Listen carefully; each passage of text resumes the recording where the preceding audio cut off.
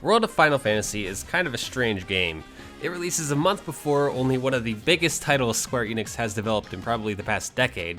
So what purpose does it really serve?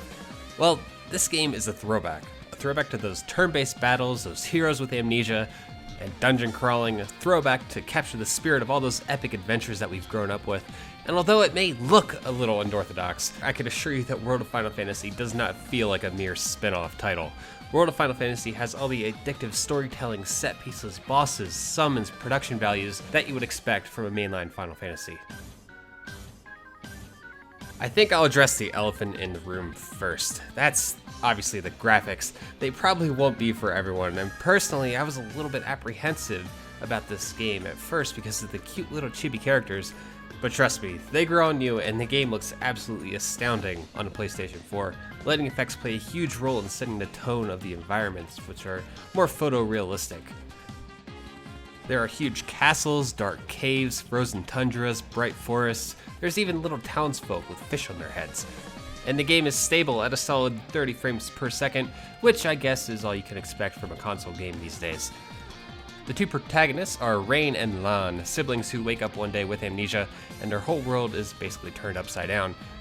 You go into a world called the Grimoire through a magical gate with a talking fox, and after the first hour or so, kind of a slow burn to get started, you discover that the two of you used to be some of the strongest heroes in Grimoire.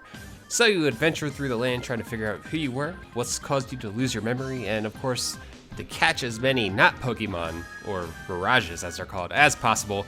It's simple, it's straightforward, but it works because it's how it's presented. There are dad jokes all over the place here. This is a very funny adventure, and at times it doesn't really take itself seriously. Now personally, I love the humor. There were many times where I'd just sit there and laugh about how they're breaking the fourth wall or how Lana's a big old doofus. What'd I step on? I'm sorry.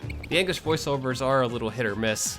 The voice of your Fox Mirage is specifically super high-pitched and kind of squeaky. Let's move it out. It does come with Japanese dubs though, for those of you who are interested. I have not listened to them myself though. So you're watching this video and you're like, wait, dude, why does everybody have things stacked on top of their head? That's the stacking mechanic. Rather than having armor and weapons, you stack monsters on your head. These Mirages are essentially the Pokemon of the Final Fantasy world, and you catch them and they'll follow you around and you can let them sit on your head. By stacking things on your head, you can increase your stats and use the skills of that specific monster. But this is where things get a little bit interesting. You can learn new attacks and abilities by stacking certain monsters. For example, you could learn Fire if you stack Fire Mirages. You could also topple over or unstack yourself voluntarily, which effectively gives you a huge party, but you will usually be much weaker. I'm giving you the basics here, but it's surprisingly in-depth. Throw another wrench into the equation because you can also change your size to switch up your stack even more, or put yourself on top of something else. Now, I compared the Mirages to a very popular Nintendo franchise earlier, and I really wasn't joking. You have to go out and literally catch these Mirages, and after catching them, you can learn about them with a funny description, like this, how this little owlet can't flutter because its wings are eyebrows, or how the Mimic is totally not related to Mimics in other game series. You can then level them up and evolve them through their Mirage board, or what is essentially a skill tree, and this is where they learn new skills, passive abilities, buffs, and all the good stuff that you would expect to see in a Final Fantasy game. World of Final Fantasy features music from, and I'll probably say this name wrong, so I apologize for that, Masashi Hamauzu, but the neat thing is that it's a lot of remixes of past Final Fantasy games. That's because, in a nutshell, this game is all about fan service. Remember when I covered Final Fantasy Explorers and how I felt that the classic Final Fantasy characters felt shoehorned in, like Cloud and Yuna and Squall and all them? Well, it's not nearly as bad or obvious in this game, because this entire experience is supposed to be a throwback to those older games. The heroes, like Cloud and Yuna and Squall, and even some lesser-known ones like Quistis from Final Fantasy VIII, all exist in this world to defend it, rather than Square Enix forcing them in without an explanation. If you couldn't tell, I just really like this game. I love how it actually innovates on the classic turn-based formula while still keeping to the traditional values of the genre. Unfortunately, it's only available on PS4 and VITA. What you've been watching has been captured directly from the PS4 version of the game through the share function. I'm hopeful that Square Enix will port the game to PC eventually.